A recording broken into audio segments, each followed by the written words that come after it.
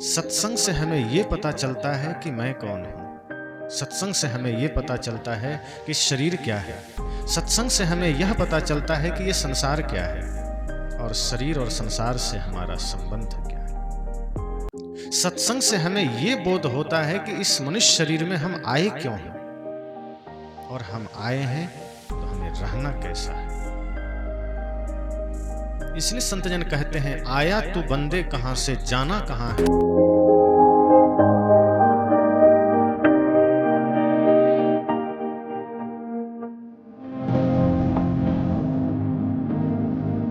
सदगुरु कबीर साहेब के ज्ञान से पूज्य श्री रंजीत साहेब जी इस ज्ञान को समाज के जन जन तक पहुंचाने का काम किया है। अब समाज में आध्यात्मिक और सामाजिक मूल्यों के प्रति जागरूकता लाने में संत श्री रंजीत साहेब जी मानवता के हर कदम पर सच्चे सेवक साबित हुए हैं। इस प्रवचन में पूज्य स्वामी जी कहते हैं कि पर्दा हटाना है, हम कौन हूँ, शरीर नहीं आत्मा हूँ और यह सारा संसार माया है, जन्म और मृत्यु का एक चक्र है। स्वामी रंजीत साहेब जी कहते हैं, मैं कौन हूँ। इस सत्य संग से यह बोध होता है कि हम शरीर नहीं आत्मा हूँ जो परमात्मा का अंश है। शरीर नश्वर है, आत्मा अमर है। इस सृष्टि में शरीर और संसार, जिसमें कि शरीर एक गाड़ी यानी कि वाहन है और संसार एक नाटकशाला है और हम इसमें आए हैं। अपने कर्मों के अनुसार फल प्राप्ति के बाद जाना भी है या पुनः जन्म के बाद कर्म के अनुसार फल को भोगना भी है। संतों का संदेश कहते हैं कि पहले यह समझो कि कहाँ से तुम आए हो और कहाँ तुम्हें जाना है। पिछले जन्मों में तुम क्या थे, क्या तुम सत्संग से विवेक को पाया है। हमारा उद्देश्य है कि भक्ति, नाम स्मरण, सदगुरु के शरण से भ्रम को मिटाना और मुक्ति को पाना है। यह संदेश संत परंपरा सदगुरु कबीर साहेब के द्वारा, जो आत्मा जांच और भवसागर से मुक्ति का संदेश देता है। इस प्रवचन में अब आगे सुनिए पूज्य स्वामी रंजीत साहेब जी के द्वारा साहेब बंदगी। सत्संग से हमें ये बोध होता है कि इस मनुष्य शरीर में हम आए क्यों हैं और हम आए हैं तो हमें रहना कैसा है। इसलिए संतजन कहते हैं, आया तू बंदे कहां से, जाना कहां है, याद कर। कहां से आया कोई पता है? पिछले जन्म में क्या थे, कहां थे, कौन थे, कोई पता नहीं। आगे कहां जाएंगे ये अपने हाथ में है। अगर हमने कर्म बिगाड़ लिया, हमने अपना चरित्र बिगाड़ लिया, हमने अपनी आदतें बिगाड़ ली, तो पक्का है कि हम कहीं न कहीं मनुष्य तो नहीं बनेंगे, किसी और खानी में चले जाएंगे। तो ये सत्संग बड़ा ही सौभाग्य से मिलता है। जब तक यहाँ सत्संग नहीं हुआ, ये आपका एक साधारण सा आंगन था, लेकिन जैसे ही यहाँ ज्ञान चर्चा हुई, ये तपोभूमि हो गई। और तपोभूमि की महत्ता यह है कि उसकी रक्षा, उसकी मर्यादा हमें करनी चाहिए। क्योंकि जब तक तन और मन दोनों थिर नहीं होगा, ज्ञान समझ में नहीं आएगा। और ज्ञान की एक प्रक्रिया है। आरंभ में कई बार समझ में नहीं आता, लेकिन जब आप पूरी एक रूपता, तल्लीनता और एकाग्रता से सुनते हैं, तो फिर समझ में आने लगता है कि क्या बात है, क्या सत्य है, क्या असत्य है। सत्य असत्य को समझने के लिए स्थिरता जरूरी है। मैं सत्संग की बात कर रहा हूं कि सत्संग बड़े सौभाग्य से मिलता है, यूं ही किसी को नहीं मिलता। कुछ न कुछ हमारा पुण्य, कुछ न कुछ हमारे संस्कार जागृत होते हैं, उस वजह से हमें संतों का संग और सत्संग मिलता है। जब सत्संग में आपका समय बीते, वो घड़ी धन्य है। और ये सत्संग आपको इंसान बनाता है, सत्संग आपको मनुष्य बनाता है। इंसान कहें, मनुष्य कहें, मानव कहें, सब एक ही बात है। और इसका स्वभाव, इसका स्वरूप क्या है? एक सच्चे इंसान की क्या पहचान हो सकती है? एक सच्चे इंसान की पहचान यह है कि अगर कोई गाली दिया तो आप उसे गाली मत दीजिए, उसे प्यार दीजिए। एक सच्चे इंसान की पहचान यह है कि कोई क्रोध किया तो आप भी क्रोध मत करिए, आप उसको प्रेम दीजिए। और यह हमें प्रकृति से सीखना चाहिए। एक सच्चे इंसान की पहचान यह है कि कोई गलती करे तो हमें गलती नहीं करना है, हमें सही करके दिखाना है।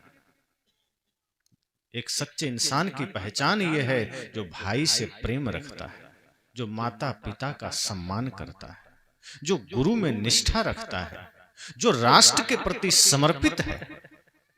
किसी भी क्रम में, किसी भी परिस्थिति में जो राष्ट्र को सर्वोपरि मानता है वो सच्चा इंसान है। जो मानवता का पुजारी है वो सच्चा इंसान है। और यदि हम, आज कई लोग होते हैं भी जो कहते हैं हमें देश से क्या मतलब, हमको नौकरी मिल जाए फिर देश से हमको कोई लेना देना। लोग कहते हैं हमको रोजगार चाहिए, हमको भोजन चाहिए, हमें देश से कोई मतलब नहीं, देश में चाहे आतंकवादी घुस जाए। लेकिन अपने महापुरुषों को देखिए, याद कीजिए।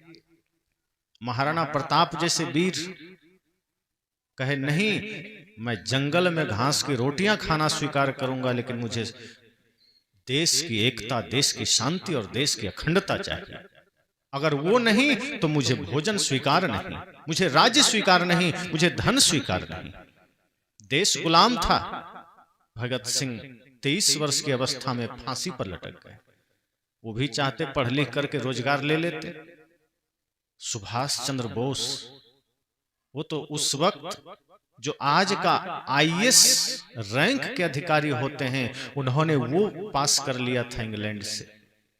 लेकिन जब देखा देश संकट में है, देश खतरे में है, देश की संस्कृति खतरे में है, उन्होंने उसको भी त्याग दिया और कूद पड़े आजादी के आंदोलन में। ये महापुरुष हमें प्रेरणा देते हैं कि जब बात समाज और राष्ट्र की आ जाए, वहां सिर झुका के स्वीकारना उस लक्ष्य को, वहां फिर अपना व्यक्तिगत हित, व्यक्तिगत स्वार्थ नहीं रह जाता।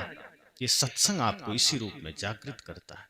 ये सत्संग आपको बुजदिल नहीं बनाता, ये सत्संग आपको कायर नहीं बनाता, ये सत्संग आपको स्वार्थी नहीं बनाता, ये सत्संग आपको परमार्थी बनाता है। ये सत्संग आपको त्यागी बनाता है, ये सत्संग आपको बलिदानी बनाता है। ये सत्संग आपको मानवता का हितैषी बनाता है, राष्ट्रभक्त बनाता है। कितने लोग हैं जो राष्ट्र से प्रेम करते हैं, हमें लगता है हम करते हैं, पर जब जान की बाजी देने को आ जाए तो धीरे धीरे डगमगाने लगते हैं। कितने लोग हैं जो माँ बाप से प्रेम करते हैं। माँ बाप से प्रेम का अर्थ क्या होता है? उनके आंखों में आंसू ना आए हमारे वजह से। माता पिता का आदर, माता पिता का सम्मान, माता पिता के हर एक बात का पालन क्या हम कर पाते हैं? आज पूरे भारत में धूम है, उत्सव का दिन है। कल राम मंदिर का उद्घाटन। सोचिए पूरे भारत में किनका मंदिर बन रहा है? श्री राम। श्री राम कौन है? मर्यादा पुरुषोत्तम। और उनकी पहचान क्या है? कल राज तिलक होना है। सौतेली माता कैकेयी ने कहा नहीं, भरत को राजगद्दी दो, राम को वनवास दे दो। दशरथ बंधे थे वचनों में, मजबूर हो गए। राम जी को पता चला, राम जी के चेहरे पर गुस्सा आया कि प्यार, कहीं क्रोध आया, कहीं ईर्ष्या आई, कहीं नफरत आया। मुस्कुरा दिया उन्होंने और पिता से कहा आप चिंता मत करिए, आपके वचन कभी खाली नहीं जाएंगे। और कौन कहता है मुझे राज्य नहीं मिला? शायद अयोध्या की राजगद्दी छोटी होती, आप तो मुझे पूरे जंगल का साम्राज्य दे दिए। इससे बड़ा इस राम को और क्या चाहिए? ये माता पिता का आशीर्वाद है जो मुझे अयोध्या से नहीं बल्कि जंगल का राज्य मिल गया। और मैं तो अपने आप को सौभाग्यशाली समझता हूं कि मुझे जंगल में ऋषि मुनि संतों का दर्शन मिलेगा, सेवा का अवसर मिलेगा, सन्यासी जीवन जीने का अवसर मिलेगा, वरना यहां तो मैं संतों का दर्शन ही ना कर पाता। राम ने अपनी भक्ति, अपना जीवन, अपना आदर्श, अपना चरित्र, अपना व्यक्तित्व प्रस्तुत कर दिया। जो उनका जीवन था उन्होंने समाज के सामने रख दिया, पिता के सामने रख दिया, मां के सामने रख दिया, फकीरी वाना लिया, जंगल चल दिए। आज उसी मर्यादा पुरुषोत्तम राम जी का पुनः मंदिर बन रहा है, उनकी मूर्ति स्थापित हो रही है। अब करना क्या है? करना यह है कि जो मर्यादा उनकी थी, जो आदर्श उनका था, जो चरित्र उनका था, वो हम भारतवासियों में होना चाहिए। हम उल्लास तो मना लेते हैं, उमंग तो मना लेते हैं, उनके नाम का जयकारा तो लगा लेते हैं, लेकिन राम का चरित्र हमारे चरित्र से जुड़ नहीं पाता है। राम का आदर्श हमारा आदर्श नहीं बन पाता है, राम का व्यक्तित्व हमारा व्यक्तित्व नहीं बन पाता है। राम माता पिता की आज्ञा का पालन किए, ये सत्संग यही तो बताता है कि जब राम माता पिता की आज्ञा का पालन किए, तो अगर राम का सच्चे भक्त बनना चाहते हैं, ये तभी संभव है जब आप भी अपने माता पिता की आज्ञा का पालन कीजिए। अगर आप माता पिता की आज्ञा का पालन नहीं किए तो आप राम नहीं रावण के भक्त हो जाएंगे, क्योंकि रावण माता पिता को नहीं मानता था, डरते थे उनके माँ बाप उनसे, क्रोध में रहता था, पिता भी थर्रा रहे हैं, माँ भी डरी हुई है, पत्नी का भी अनादर कर रहा है, भाई को भी लात मार दिया। अगर आज का कोई आदमी वही काम कर रहा है तो भले ही जुबान से वो राम का नाम ले, वो है तो रावण भक्त ही। इसलिए ये सत्संग आपको सच में राम भक्त बना सकता है। ये सत्संग आपके अंदर वो भक्ति, वो निष्ठा, वो चरित्र जागृत कर सकता है कि आप अनायास राम भक्त हो जाएंगे। फिर आपका घर ही अयोध्या बन जाएगा, आपका जीवन ही राम का मंदिर बन जाएगा। और ये सरलता से हो सकता है। अगर व्यक्ति ये चाह ले, ठान ले कि हमें भी राम जैसी मर्यादा धारण करनी है, तो क्या दिक्कत है? फिर राम की भक्ति यही तो है। हम क्या सोचते हैं, आज आदमी थोड़ा अपने मार्ग से भटक गया है, महापुरुषों की तस्वीरें लगाता है, उनकी मूर्तियां बना के मंदिर में रखता है, चाहे राम हो, कृष्ण हो, बुद्ध हो, महावीर हो, कबीर हो, किसकी भी हो, जो जिनको मानता है उनकी मूर्तियां बना के वहां हाथ जोड़ के अगरबत्ती जला देता है, और बाहर निकलते ही चाय पान गुटखा सिगरेट गाली गलौज लड़ाई झगड़ा करता है। उससे लगता है मैं तो उनकी पूजा कर लिया, मेरा काम बन गया। वो ऐसा कर रहा है जैसे एक तरफ कहता है भगवान अंतर्यामी है, एक तरफ कहता है भगवान सब देख रहे हैं। और जब आदमी पाप करता है तब शायद ये दिमाग कहीं और रख देता होगा, तब उसको पता नहीं चलता कि भगवान देख रहे हैं। जब किसी का हक मार रहे हैं तो क्या भगवान नहीं देख रहे हैं? जब आप किसी से छल कर रहे हैं तो क्या भगवान नहीं देख रहे हैं? जब आप माता पिता का अनादर कर रहे हैं तो क्या भगवान नहीं देख रहे हैं? जब आप मांसाहार कर रहे हैं तो क्या भगवान नहीं देख रहे हैं? नशा कर रहे हैं, भगवान नहीं देख रहे हैं? तब भी देख रहे हैं। आपके हृदय में बैठा हुआ भगवान देख रहा है, जिसको गोस्वामी जी ने कहा भी है, प्रकृति पार प्रभु सब उर्वासी। प्रकृति से परे वो प्रभु, वो ईश्वर सबके हृदय में बैठा है, और वो सदैव आपका साक्षी है, आपके कर्मों का गवाह है, आपके करतूतों का निगरानी कर रहा है। ये अलग बात है कि हम माया के प्रभाव में सबको नजरअंदाज कर देते हैं। भीतर से आवाज तो आती है कि ये गलत है, मत करो, लेकिन मन और माया इतना प्रबल हो जाता है कि हम वहां भीतर की आवाज दबा देते हैं और गलत करते चले जाते हैं। गलत करने के लिए ट्रेनिंग भी नहीं लेना पड़ता। सबसे अच्छी बात तो ये कि गलत करने के लिए किसी को कुछ करना ही नहीं पड़ता, सीखना नहीं पड़ता है, कहीं से प्रैक्टिकल भी नहीं करना पड़ता, कोई विद्यालय नहीं जाना पड़ता। कहीं भी पूरे भारत, पूरे दुनिया में किसी को क्रोध करना सिखाया जाता है, किसी को गाली देना सिखाया जाता है, किसी को चोरी करना सिखाया जाता है। ये खुद आदमी सीख लेता है और बड़ी जल्दी सीख लेता है। जो गलत मार्ग है, जो बुराई का रास्ता है, वो इतना चिकना होता है, इतना ढलान उस पर है कि आदमी सिर्फ खड़ा हो जाए तो अपने एक दिन महाचोर बन जाता है। लेकिन धर्मात्मा बनने के लिए बड़ी साधना की जरूरत है, पुण्यात्मा बनने के लिए तपस्या की जरूरत है। संत मीराबाई को अपना आदर्श बनाने के लिए, लक्ष्मीबाई जैसा जीवन बनाने के लिए, माता सीता जैसा जीवन बनाने के लिए बड़ी तपस्या चाहिए। लेकिन मंथरा जैसा होने के लिए कुछ नहीं करना है, बस थोड़ा बेहोश हो जाइए, मंथरा हो जाएंगे, 24 घंटा भी नहीं लगेगा। इसलिए सत्संग आपको जागृत करता है। जैसे ये सूरज जब निकलता है तो फिर आपको कुछ नहीं करना पड़ता, अंधेरा खुद कहाँ भाग गया पता है। और सूर्योदय नहीं होता और आप लाठी लेके खड़े हो जाते कि अंधेरे को हटाना है, हटता? कोई उपाय था नहीं। अंधेरे को हटाने का एक ही उपाय है, या तो सूरज उदय हो जाए या फिर आप बल्ब जला दें।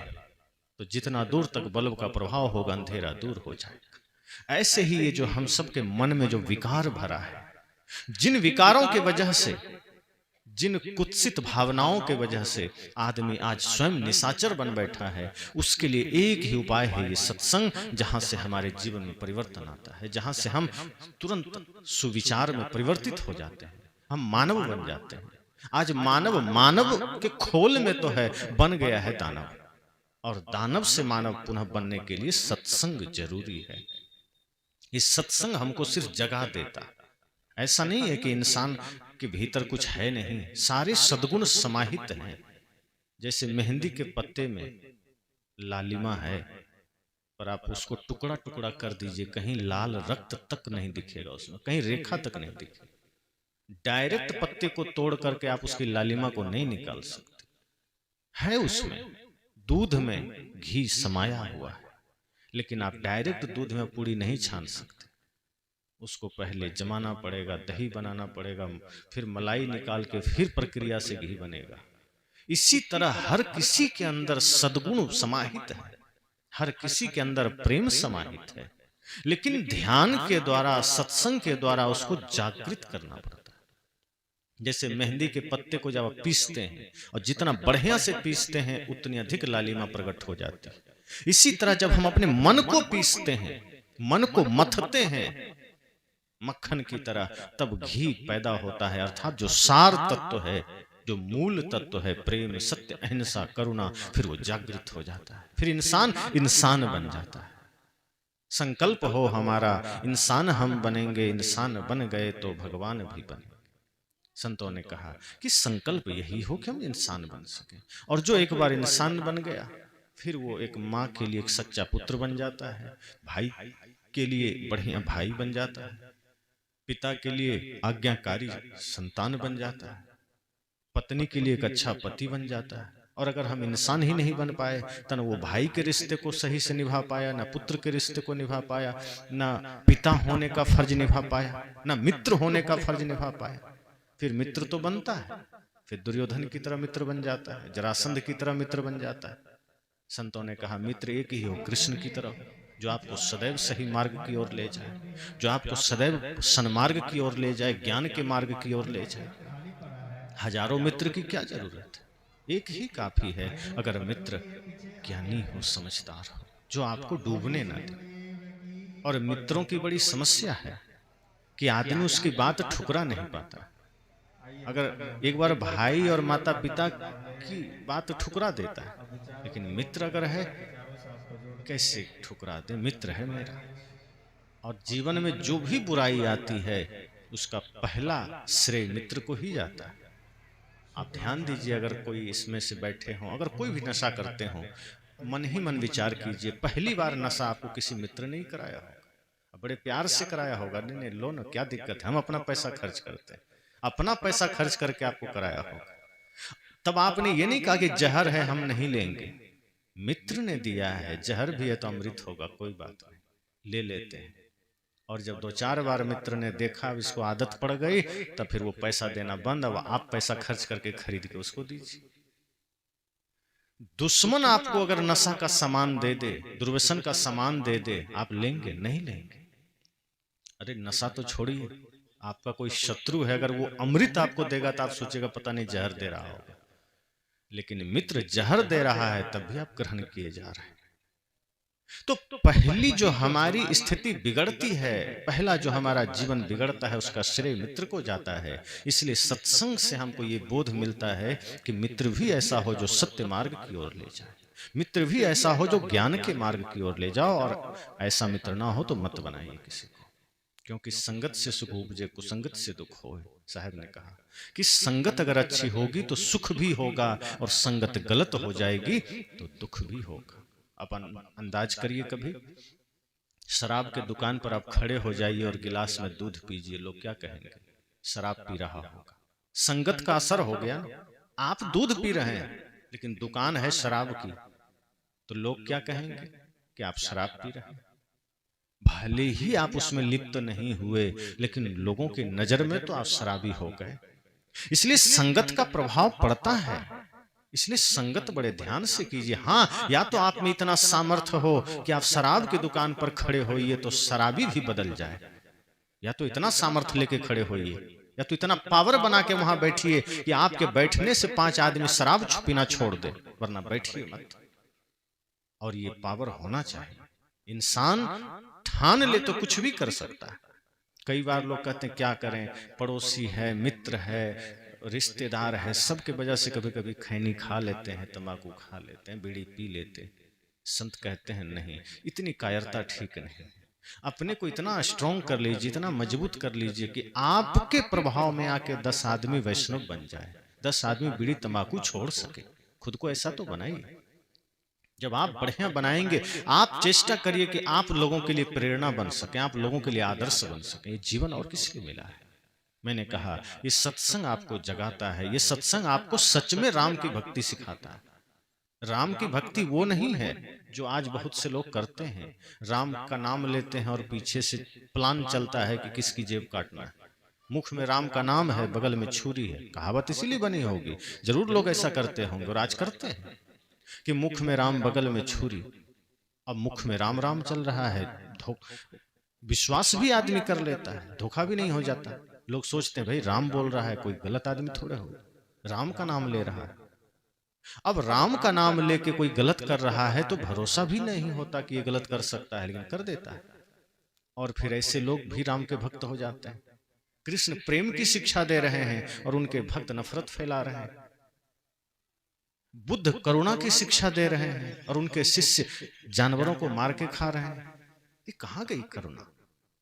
तो चाहे सदगुरु कबीर हो, चाहे कोई महापुरुष हो, वो जो रास्ता बताते हैं, अगर हम उस पर नहीं चलेंगे तो हम कबीर को क्या माने? कुछ नहीं माने। महापुरुषों का मानना क्या है? उनको मानना, जैसे आप हमको माने, कब माने? जब जाने। आपने हमको जाना, सुना, जो भी 2-4 लोग सुने, मन में जागृति हुई, इच्छा हुई कि चलो यहां प्रत्यक्ष में हम सत्संग सुने। अब मैं कहता हमारे आने की जरूरत नहीं है, मेरा फोटो लगा के वहीं माइक रख दीजिए, सत्संग सुन लीजिए, होगा ये? फोटो बोल पाएगा? पीछे लगा है, वहां माइक लगा दें, आप सुन पाएंगे?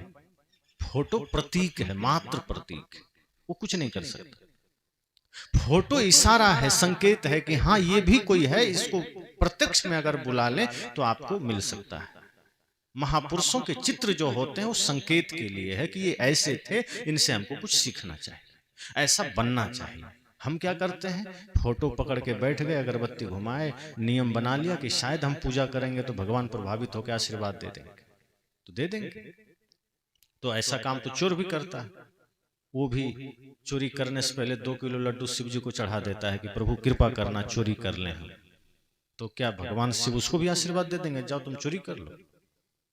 एक जुआड़ी भी जुआ खेलने से पहले शिव जी पर लड्डू चढ़ाता है, गांजा चढ़ाता है कि प्रभु कृपा करना, जुए में हमको लंबा हाथ मार ले। तो क्या शिव जी उसको भी आशीर्वाद दे देंगे कि जाओ तुम भी जुआ में जीते जाओ?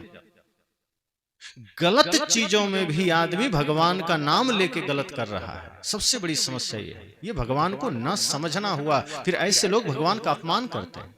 कितने ऐसे जगह हैं जो शराब की दुकान भगवान के नाम पर रखा गया है, जो भगवान शराब को जानते तक नहीं, उनके नाम पर शराब की दुकानें हैं, उनके नाम पर पान की दुकानें हैं, उनके नाम पर बीड़ी सिगरेट की दुकानें।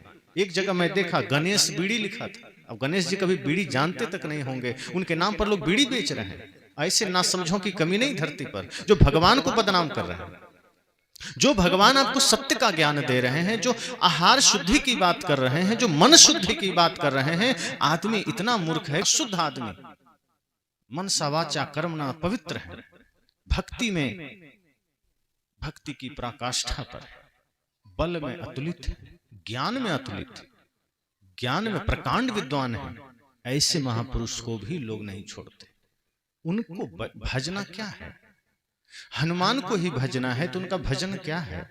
आपे तेज संहारो, आपे तीनों लोक हाँकते का, कि आपन तेज, अपनी शक्ति, अपने सामर्थ्य को संभालिए, अपने मन, अपने इंद्रियों को वश में करिए, फिर पूरा संसार आप समझना जीत लिया आपने।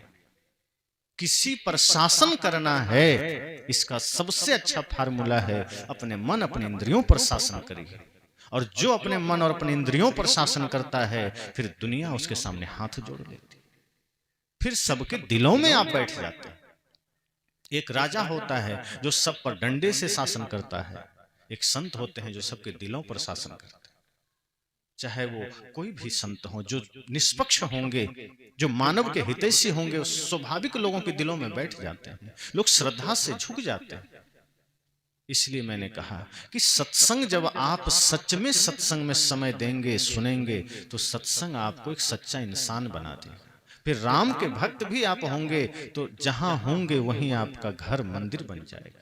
सदगुरु कबीर की चेष्टा यही है कि आप मंदिर जाएं तभी मंदिर ना हो, घर भी मंदिर बन सके। आप सुबह 1 घंटे प्रार्थना गाएं तभी प्रार्थना ना हो, जब भी जिससे बोलें इतना मीठा बोलें वो सब प्रार्थना ही हो जाए। अलग से क्यों गाली देना? अब दिन में गाली बक रहे हैं, शाम को प्रार्थना गा रहे हैं। दिन में लोगों से क्रोध में बात कर रहे हैं, शाम को 10 मिनट के लिए ओम जय जगदीश हरे कर रहे हैं। तो साहब कहते हैं ये तो पाखंड है। मन को इतना पवित्र रखिए कि बाकी समय भी माता पिता भाई बंधु से प्रेम से बोलिए, फिर आपका वो भी प्रार्थना है, फिर आपका मुख सदैव पवित्र रहेगा। अब कुछ देर पहले इसी मुख से भगवान का नाम लिए, बाद में इसी मुख से आप गाली दे रहे हैं। तो इसी मुख में कभी रावण बैठ गया, इसी मुख में कभी राम बैठ गया। इसलिए आज अगर राम जी का आगमन अयोध्या में हो रहा है तो मैं आह्वान करूंगा कि वही राम की मर्यादा का, उसी राम के चरित्र का आगमन आप सबके हृदय में होना चाहिए। जिस दिन राम का चरित्र, राम की मर्यादा आप सबके हृदय में आ जाएगा, ये देश, ये दुनिया, ये संसार, ये गांव, ये मोहल्ला सब राममय हो जाएगा, अर्थात सब ज्ञानमय हो जाएगा। फिर ना कहीं कोई भाई दुखी रहेगा, ना कोई मित्र दुखी रहेगा, ना आपका समाज दुखी रहेगा, ना आपका पड़ोसी दुखी रहेगा। जैसे ही सबके हृदय में आप राम को देखेंगे, जैसे ही आप सबके हृदय में राम की पहचान कर लेंगे, सबके साथ आपका व्यवहार मधुर हो जाएगा, मीठा हो जाएगा। फिर आप अपने समाज के लिए, राष्ट्र के लिए सदैव समर्पित रहेंगे। फिर मुख में राम होगा और बगल में भी राम होगा। और वो राम को हमारे संतों ने क्या कहा? रमन्ति योगिना यस्मिन इति रामा, कि जिसमें योगी संत महर्षि सब रमन करते हैं वो राम है। वो आत्मा भी राम है, वो आत्मा, चेतन आत्मा राम ही तो है। तभी तो हमारे महापुरुषों ने बड़े ही गहराई से, बड़े ही बारीकी से कहा कि जब तक मन के विकार नहीं मिटेंगे, जब तक मन के कलुषित भावनाएं नहीं मिटेगी, हृदय में राम प्रकट नहीं होंगे। राम को प्रकट करना है, राम को जानना है, राम को जीना है, तो मन को निर्मल करना पड़ेगा। एक भजन आपने सुना होगा, धोना था मन भूल गया तो धोता रहा तन मल मल के, घर का ईश्वर भूल गया तो तीर्थ करता चल चल के, धोना था मन भूल गया तो। क्या कहा? मन को धोना था। अब आदमी कई बार सोचता है कि बाल्टी में पानी लाए, कपड़े धो लिए, तौलिया धो लिया, और कोई कपड़ा है जो सब धो लिया, ये मन को कैसे धोए? ये तो समझ में नहीं आता है। कोई बाहर कपड़ा तो है नहीं, इसको धो ले, कैसे धो? और समस्या यही है कि धोना मन को ही। कपड़ा तो बाहरी चीज है, असली तो मन है। मन को कैसे धोना है? कहाँ धोना है? कैसे धुलेगा? कौन धोएगा? कोई धोबी है जो मन को धो दे? तो संतों ने कहा, साहब ने कहा, गुरु धोबी शिष्य कापड़ा, कि गुरु ही धोबी हैं और ये शिष्य कपड़ा है। अर्थात अगर मन को धोना है तो सत्संग में धुलेगा। ये सत्संग वो गंगा है जहां मन धुलता है। बाहर के पानी से आपके कपड़े धुल जाएंगे, शरीर धुल जाएंगे, पर मन के विकार, मन की गंदगी सत्संग रूपी गंगा में धुलेगी। और जब गंगा में इस सत्संग में हम डुबकी लगाएंगे तो मन विकारों से मुक्त होगा, और जब मन विकारों से मुक्त होगा तो राम आपको मिल जाएंगे।